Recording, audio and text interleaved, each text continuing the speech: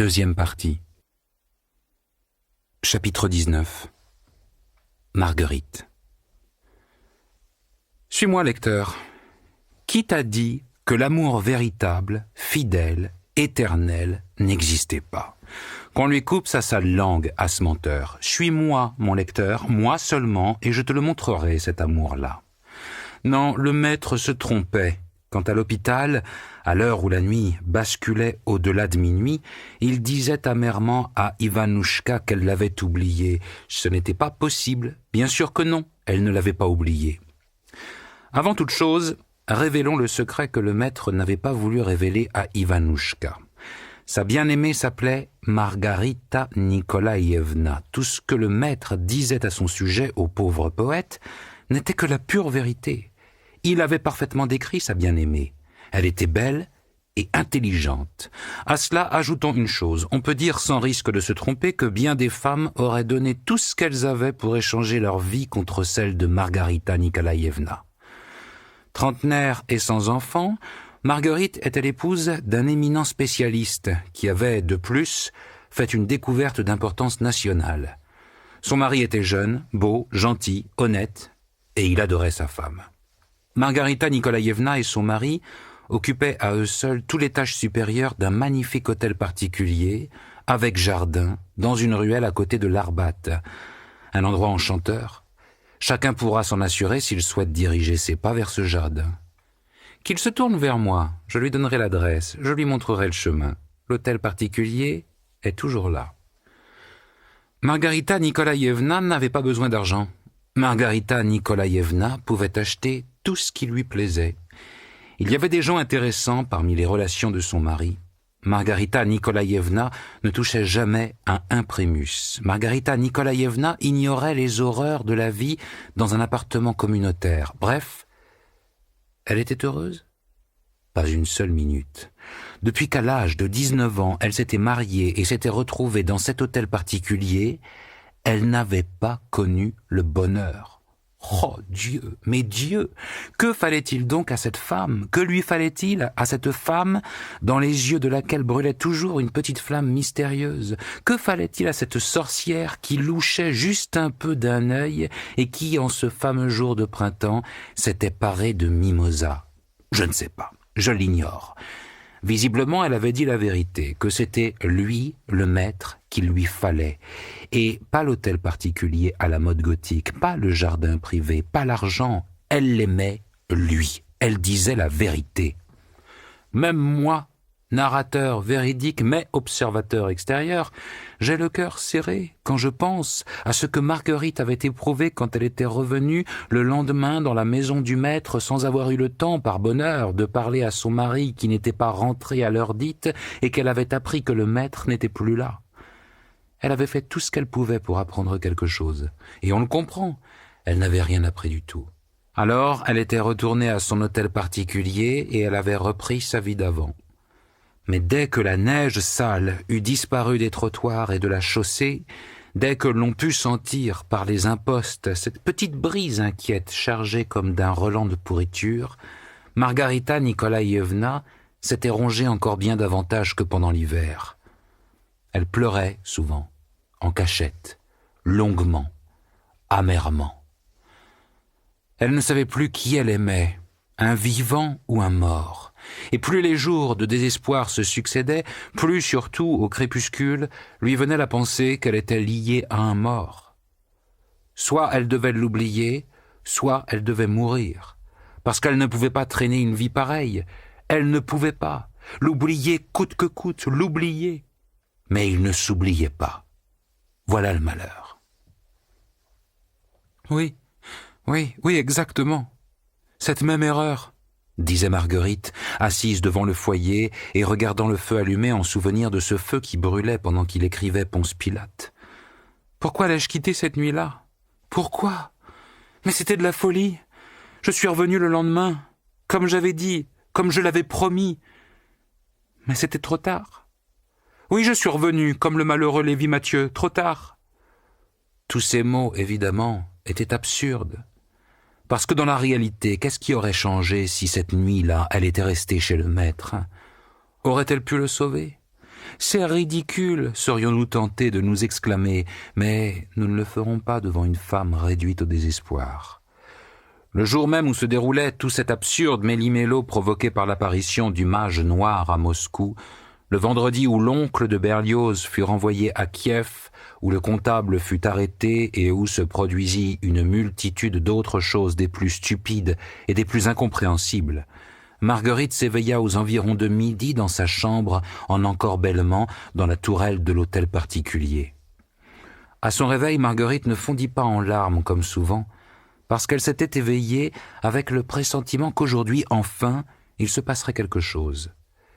Elle prit conscience de ce pressentiment et se mit à le réchauffer, à le faire grandir au fond de son cœur, craignant qu'il ne la quitte. « J'ai foi », chuchotait solennellement Marguerite. « J'ai foi, il va se passer quelque chose. Il ne peut pas ne pas se passer quelque chose, parce que c'est vrai. Pourquoi quand même est-ce qu'on m'envoie cette torture tous les jours de ma vie ? Je l'avoue, j'ai menti, j'ai trahi et j'ai mené une vie secrète que j'ai cachée, mais tout de même, on ne peut pas me punir si cruellement. Il doit arriver quelque chose, parce qu'on n'a jamais vu que quelque chose se prolonge sans fin. En plus, mon rêve était prémonitoire. Ça, j'en mettrai ma main au feu. » Voilà ce que chuchotait Margarita Nikolaïevna en regardant les stores ponceaux inondés de soleil, tandis qu'elle s'habillait avec inquiétude et démêlait devant le miroir à trois faces ses courts cheveux bouclés. Le rêve que Marguerite avait eu cette nuit-là était vraiment hors du commun. Le fait est que durant tout cet hiver de tourments, elle n'avait jamais rêvé du maître. La nuit, il la laissait, et elle ne se torturait que pendant le jour. Or, là, elle avait rêvé de lui. Marguerite avait rêvé d'un endroit inconnu, désespérant et morne sous le ciel sombre d'un début de printemps. Elle avait vu en rêve ce ciel couvert de petits nuages serrés, tout gris, qui couraient, avec dessous une volée de corneilles silencieuses. Une sorte de petit pont de guingois, dessous un ruisselet de printemps à l'eau trouble, des arbres à demi nus, tristes, misérables. Un tremble solitaire et plus loin, entre les arbres, derrière ce qui devait être un potager, une pauvre construction de rondins, allez savoir ce que c'est, une cuisine séparée ou des bains ou le diable sait quoi. Pas trace de vie autour, et c'est tellement morne que réellement on n'a qu'une seule envie, aller se pendre à ce tremble près du petit pont. Pas un souffle de brise, pas un nuage flottant, pas âme qui vive. Un endroit infernal pour un être vivant. Et là, imaginez, la porte de la bâtisse en rondins s'ouvre toute grande, et il apparaît, lui. Assez loin, mais on le voit parfaitement. Il est en loques et pas moyen de discerner ce qu'il porte comme vêtements. Les cheveux en bataille, pas rasés, des yeux malades, anxieux. Il lui fait signe de la main, il l'appelle.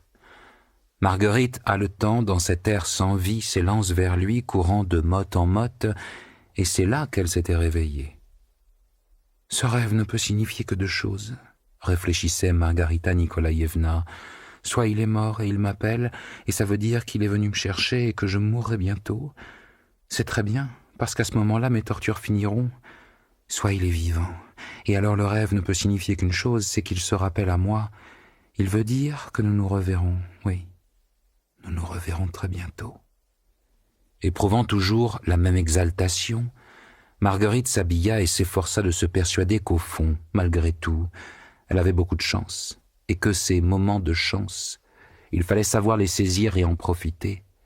Son mari était parti en mission pour 3 jours entiers. Pendant 3 jours, elle était livrée à elle-même, personne ne l'empêcherait de penser à ce qu'elle voulait, de rêver à ce qui lui plaisait. Les 5 pièces de l'étage supérieur de l'hôtel particulier, tout cet appartement qu'à Moscou des dizaines de milliers de personnes auraient envié, étaient à sa totale disposition. Pourtant, au moment de jouir de ces 3 jours de liberté, Margarita choisit un endroit qui était loin d'être le plus confortable de son luxueux appartement. Elle prit son thé et partit s'enfermer dans une pièce sombre, sans fenêtre, où l'on remisait les valises et toutes sortes de vieilleries dans 2 grandes armoires. Elle s'accroupit, ouvrit le tiroir inférieur de la première armoire et, de sous un monceau de coupons de soie, elle sortit ce qu'elle avait de plus précieux dans la vie. Les mains de Marguerite tenaient un vieil album de cuir brun qui contenait un portrait photographique du maître, le livret de caisse d'épargne avec 10 000 roubles à son nom, des pétales de rose séchés étalés entre des feuilles de papier de cigarette et un fragment de cahier grand format tapé à la machine dont le coin inférieur portait des traces de feu. De retour dans sa chambre à coucher avec ce trésor, Margarita Nikolaïevna disposa la photographie devant le miroir à 3 faces et resta près d'1 heure, le cahier abîmé par le feu sur les genoux, à feuilleter et relire ce qui, après avoir été brûlé, n'avait plus ni début ni fin. L'obscurité venue de la Méditerranée recouvrit la ville que détestait le procurateur. Les ponts suspendus qui reliaient le temple et la terrible tour Antonia avaient disparu. L'abîme était descendu du ciel, inondant les dieux ailés sur l'hippodrome, le palais des Asmonéens, avec ses meurtrières, ses bazars, son caravansérail, ses ruelles, ses étangs. Yerkalaïm, la grande ville, avait disparu, comme si elle n'avait jamais existé. Marguerite aurait voulu lire plus avant, mais plus avant, il n'y avait rien, à part une frange charbonneuse irrégulière. Essuyant ses larmes, Margarita Nikolaïevna abandonna le cahier, posa ses coudes sur la tablette du miroir, et, reflétée dans le miroir, elle resta longtemps ainsi à contempler la photo. Ensuite, ses larmes séchèrent.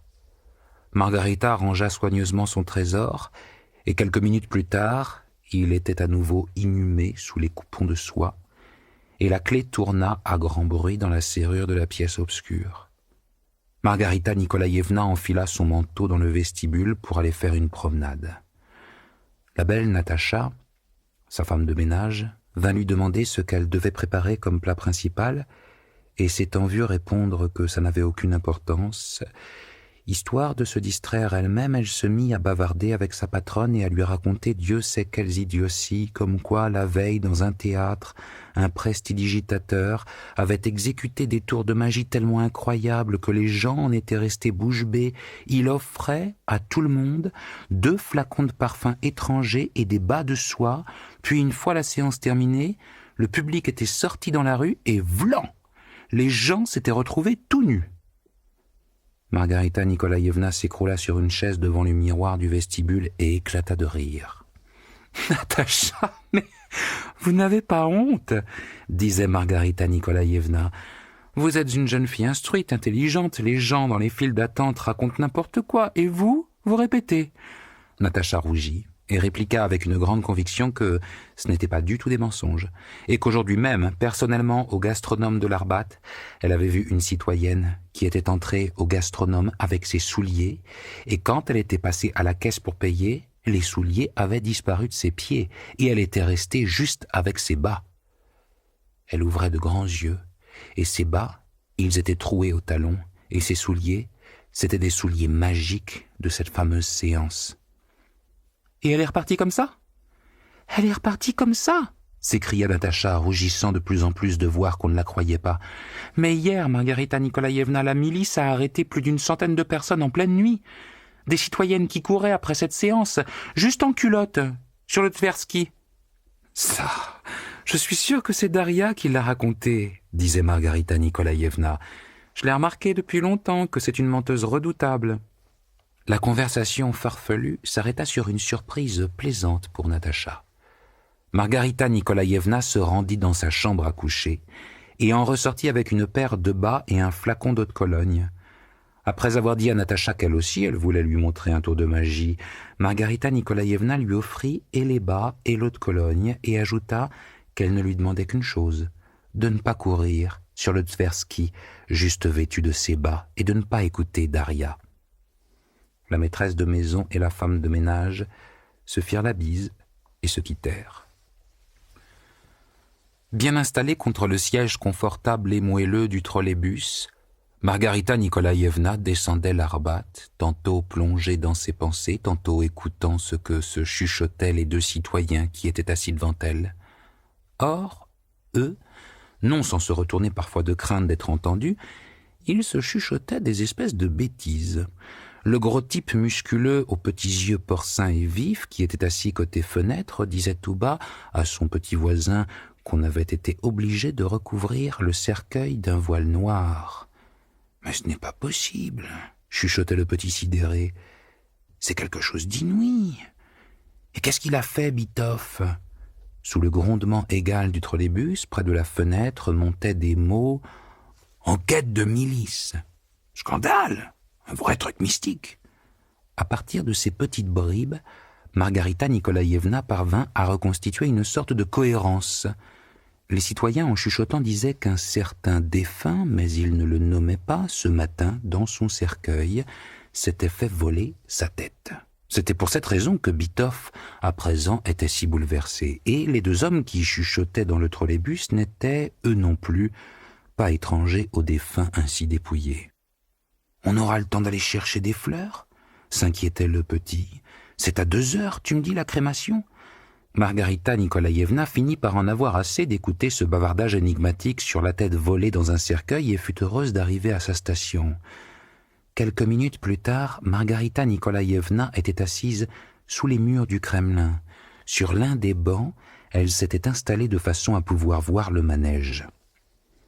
Marguerite plissait des yeux sous le soleil brillant, repensait à son rêve de la nuit, pensait qu'il y avait exactement 1 an, jour pour jour, heure pour heure, que sur ce même banc, elle était assise à côté de lui, et exactement comme à ce moment-là, son petit sac à main noir était posé à côté d'elle sur le banc. Aujourd'hui, lui, il n'était pas là, mais c'était quand même avec lui que Margarita Nikolaïevna parlait en pensée. « Si tu as été déporté, pourquoi ne donnes-tu pas de nouvelles ? Les gens donnent des nouvelles. Tu as cessé de m'aimer ? Non, ça, je ne sais pas pourquoi je n'y crois pas. Donc tu as été déporté, et tu es mort. Alors, je te le demande, libère-moi. Laisse-moi enfin vivre, libre. Laisse-moi respirer à plein poumon. » Margarita Nikolaïevna se répondit elle-même à sa place. « Tu es libre. Est-ce que je te retiens ?» Ensuite, elle lui répliqua « Non. Qu'est-ce que c'est comme réponse ? Non, sors de ma mémoire, et là je serai libre. » Des gens passaient devant Margarita Nikolaïevna. Un homme, attiré par sa beauté et sa solitude, lorgna cette femme bien habillée. Il toussota et s'assit tout au bout du banc de Margarita Nikolaïevna. Il prit son courage à 2 mains et dit « Positivement, quel beau temps aujourd'hui !»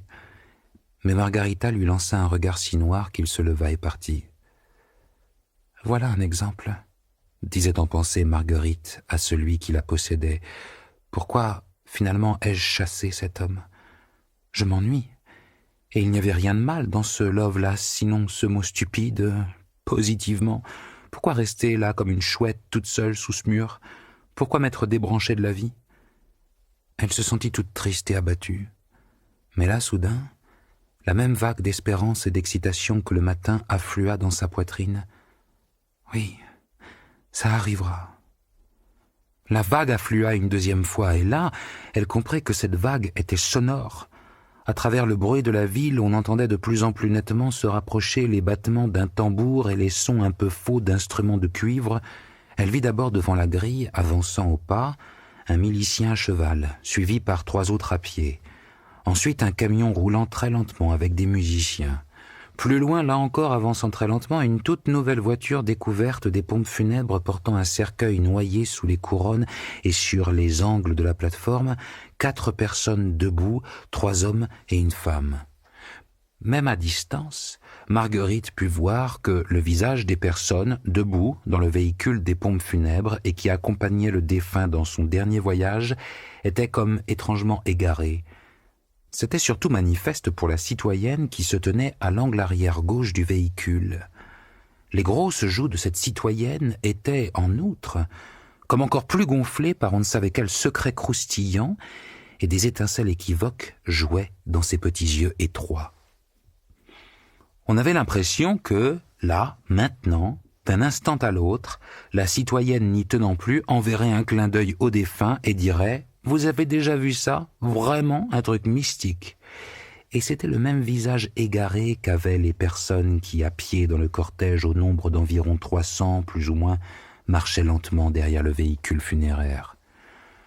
Marguerite suivait des yeux le cortège, en écoutant au loin s'effacer le tambour monotone qui ne battait qu'un unique boum, boum, boum, et se disait « Quel enterrement étrange et quelle angoisse dans ce boum !» Oh, vraiment, je donnerais mon âme au diable rien que pour savoir s'il est encore vivant. Ce serait curieux de savoir qui ils enterrent avec des mines pareilles. « Mikhail Alexandrovitch Berlioz !» fit à côté une voix d'homme un peu nasillarde, le président du Massoli. Surprise, Margarita Nikolaïevna se retourna et vit sur son banc un citoyen qui visiblement s'était assis sans bruit pendant que Marguerite avait les yeux fixés sur la procession, et distraite comme elle l'était, elle se dit qu'elle avait dû poser la question à voix haute. La procession, pendant ce temps visiblement arrêtée par des feux rouges, commençait à marquer des pauses. « Oui, » poursuivit le citoyen inconnu, « ils sont d'une humeur bizarre. Ils escortent le défunt et en même temps la seule chose à laquelle ils pensent, c'est de savoir où est passée sa tête. »« Quelle tête ?» demanda Marguerite, examinant ce voisin inattendu. Ce voisin se révéla être de petite taille, les cheveux rouge feu avec un croc dans la bouche, du linge amidonné, un costume chic à rayures, des souliers vernis et un chapeau melon. La cravate était de couleur vive. Bizarrement, dans la petite poche où les hommes ont coutume de garder un mouchoir ou un stylo, le citoyen avait laissé en évidence un os de poulet tout rongé. « Ah oui, vous comprenez, » expliqua le rouquin. « Ce matin, dans la salle de Griboyedov, on a volé la tête du défunt dans son cercueil. »« Comment est-ce possible ?» demanda Marguerite malgré elle, se souvenant en même temps du chuchotement dans le trolleybus. « Le diable le sait, » répondit le rouquin avec désinvolture. « Remarquez, je me dis qu'il faudrait demander ça à Behemoth. C'est terrible, ce qu'ils ont été malins. Un de ces scandales. Et surtout, à quoi et à qui elle peut servir, cette tête ?» Si absorbée qu'elle pût être dans ses propres pensées, Margarita Nikolaïevna fut quand même sidérée par les bêtises que débitait le citoyen. « Permettez, » s'exclama-t-elle soudain, « quel Berlioz? C'est celui du journal d'aujourd'hui, là ?»« Mais oui !»« Alors, donc ce sont des gens de lettres qui suivent le cercueil ?» demanda Marguerite. Et brusquement, elle eut un rictus. « Ah je pense bien !»« Et vous les connaissez ?»« Ah, tous, du premier au dernier !» répondit le rouquin. « Dites-moi, » dit Marguerite, et sa voix devint sourde, « il n'y aurait pas parmi eux le critique Latunsky ?»« Comment pourrait-il ne pas être là ?» répondit le rouquin. « Il est sur le côté, là, au 4e rang. »« Le blond, là ?» demanda Marguerite, plissant les yeux. « Couleur cendre, vous voyez, il vient de lever les yeux au ciel. »« Celui qui ressemble à un curé ?»« C'est ça !» Marguerite ne posa pas d'autres questions. Elle fixait Latunsky de tous ses yeux. « À ce que je vois, » reprit le rouquin en souriant, « ce Latunsky, vous le détestez. »« Et j'en déteste un certain nombre d'autres, » répondit Marguerite, sans desserrer les dents. « Mais ce n'est pas un sujet digne d'intérêt. » La procession, pendant ce temps, avait avancé. Aux gens à pied avaient succédé les automobiles vides pour la plupart. « Ah, c'est clair qu'il n'y a rien d'intéressant là-dedans, Margarita Nikolaïevna. » Marguerite s'étonna. « Vous me connaissez ?» Pour toute réponse, le rouquin ôta son melon et la salua. « Une vraie face de bandit, » se dit Marguerite, examinant son interlocuteur de rencontre.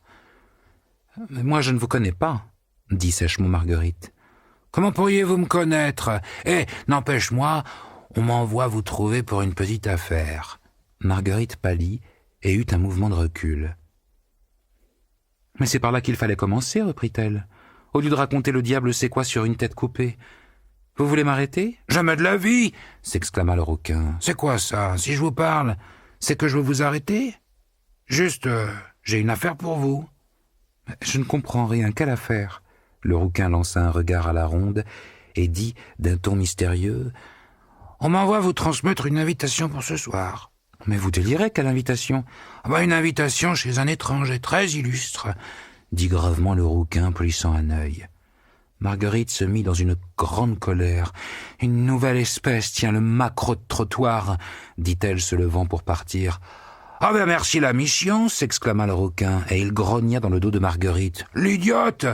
Canaille !» répliqua celle-ci en se retournant, et aussitôt elle entendit dans son dos la voix du rouquin. « Les ténèbres venues de la Méditerranée avaient recouvert la ville que le procurateur haïssait tant. Les ponts suspendus qui reliaient le temple et l'effrayante tour Antonia avaient disparu. Hier, Calaïm, cette grande ville avait disparu comme si elle n'avait jamais existé. Allez vous faire voir avec votre cahier roussi et votre rose séchée. Restez là sur le banc toute seule et suppliez-le de vous laisser libre et de vous laisser respirer, de sortir de votre mémoire. » Sentant son visage blêmir, Marguerite revint vers le banc. Le rouquin la regardait, les yeux plissés. « Je ne comprends rien, » dit doucement Margarita Nikolaïevna. « Pour les feuillets, on peut encore les découvrir, entrer en cachette, espionner. Vous avez soudoyé Natacha, c'est ça? Mais comment avez-vous pu lire dans mes pensées ?» Elle fronça douloureusement les sourcils et demanda « Dites-moi, qui êtes-vous? De quel service êtes-vous » Quel ennui !»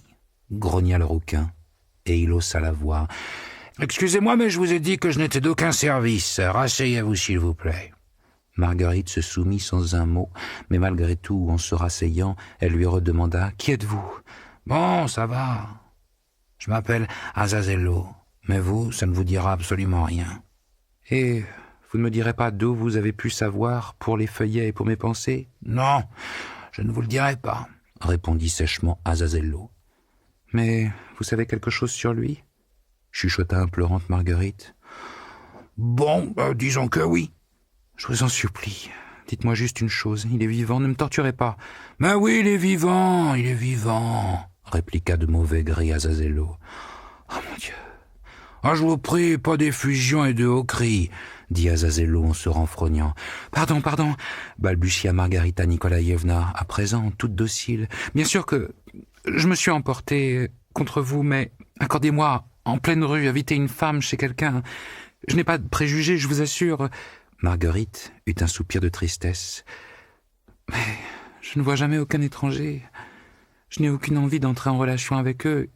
Et en plus, mon mari... Mon drame est que je vis avec quelqu'un que je n'aime pas, mais je considère que lui gâcher la vie est une chose indigne. Il ne m'a jamais fait que du bien. » Azazello écouta ce discours incohérent avec un ennui non dissimulé et dit d'une voix dure « Je vous demanderai de vous taire une petite minute. » Marguerite se tut docilement. « Je vous invite chez un étranger parfaitement inoffensif.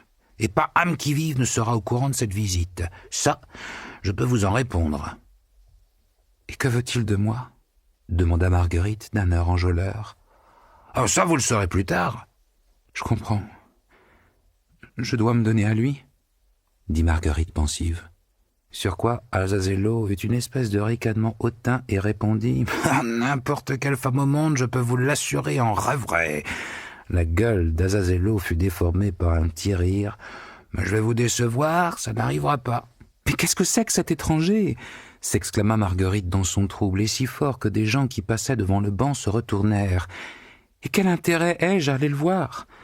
Azazello se pencha vers elle et chuchota d'un ton plein de non-dits. « Ah ça, l'intérêt, il est grand. Vous profiterez de l'occasion. »« Comment ?» s'exclama Marguerite en ouvrant des yeux ronds. « Si je vous comprends bien, vous me laissez entendre que je pourrais avoir de ces nouvelles ?» Azazello hocha la tête en silence. « J'y vais !» s'exclama Marguerite avec force, et elle saisit le bras d'Azazello. « J'y vais, où vous voulez. » Azazello poussa un soupir de soulagement et se rejeta contre le dossier du banc, cachant avec son dos le mot « Nioura » qui y était gravé en grosses lettres, et se mit à parler d'un ton ironique. « Oh, c'est compliqué, les femmes !» Il fourra ses mains dans ses poches et étendit les jambes autant qu'il le pouvait. « Pourquoi, par exemple, est-ce à moi qu'on a confié cette affaire? Ça aurait été Behemoth encore, lui, il a du charme. » Marguerite se mit à parler avec un sourire torve et amer. « Mais arrêtez de me mystifier et de me mettre au supplice avec vos énigmes. Je suis une personne malheureuse et vous en profitez. Je m'embarque dans je ne sais quelle histoire étrange, mais je vous le jure, seulement parce que vous m'avez attiré en me parlant de lui. Ça me donne le tournis, toutes ces choses incompréhensibles. Pas de drame, répliqua Azazello en grimaçant. Vous aussi, mettez-vous à ma place. Casser la figure de l'administrateur ou virer un oncle d'un appartement ou descendre quelqu'un ou je ne sais quelle bêtise du même genre, ça c'est dans mes cordes, mais parler à des femmes amoureuses, serviteur, ça fait quand même une demi-heure que je vous supplie. Bon, vous venez ? Je viens, répondit simplement Margarita Nikolaïevna. Alors, veuillez prendre ça, dit Azazello, et sortant de sa poche une petite boîte ronde en or, il la tendit à Marguerite en lui disant « Mais cachez-la, les passants nous regardent, elle vous sera utile, Margarita Nikolaïevna. Le malheur vous a pas mal vieilli ces derniers 6 mois. » Marguerite s'empourpra, mais ne dit rien, tandis qu'Azazello continuait « Ce soir à 9h30 précise, veuillez, après vous être entièrement déshabillé, vous passez cette crème sur le visage et sur tout le corps. Ensuite, faites ce que vous voulez, mais ne vous éloignez pas du téléphone. À 10h, je vous appellerai et je vous dirai tout ce qu'il faudra. Vous n'aurez à vous soucier de rien. On vous amènera là où il faudra. On ne vous causera pas la moindre inquiétude. C'est compris ?» Marguerite se tut un instant, puis répondit « C'est compris. C'est un objet d'or pur. On le sent au poids, ma foi. Je comprends parfaitement qu'on m'entraîne dans je ne sais quelle histoire qui va me coûter cher. »« Mais qu'est-ce que c'est ?» répondit Azazello, chuintant presque. « Ça vous reprend ?»« Non, attendez. Rendez-moi la crème. » Marguerite serra encore plus fort la boîte dans sa main et poursuivit. « Non, attendez. Je sais vers quoi je vais. Mais je suis prête à tout pour lui, parce que je n'ai plus d'autre espoir au monde. Mais je veux vous dire que, si vous me perdez, vous aurez honte. Oui. Honte. C'est par amour que je me perds. » Et se frappant la poitrine, Marguerite regarda le soleil. « Rendez-la !» hurla Azazello, très en colère. « Rendez-la-moi, au diable tout ça ! Qu'ils envoient Béhémoth !»« Oh non !» s'exclama Marguerite, à la grande surprise des passants. « Je suis d'accord pour tout, je suis d'accord pour me passer cette crème sur tout le corps. Je suis d'accord pour partir, au diable Vauvert. Je ne vous la rendrai pas. »« Oh !» hurla soudain Azazello, et fixant la grille du parc en écarquillant les yeux, il montra quelque chose du doigt. Marguerite se tourna dans la direction qu'indiquait Azazello, mais elle ne vit rien de particulier. Quand elle se retourna vers Azazello, voulant qu'il lui explique ce « oh » incompréhensible, il n'y avait plus personne. Le mystérieux interlocuteur de Margarita Nikolaïevna avait disparu. Marguerite se hâta de plonger la main dans le sac à main où elle avait caché la petite boîte et s'assura qu'elle y était toujours. Alors, sans plus réfléchir, Marguerite se précipita hors du parc Alexandre.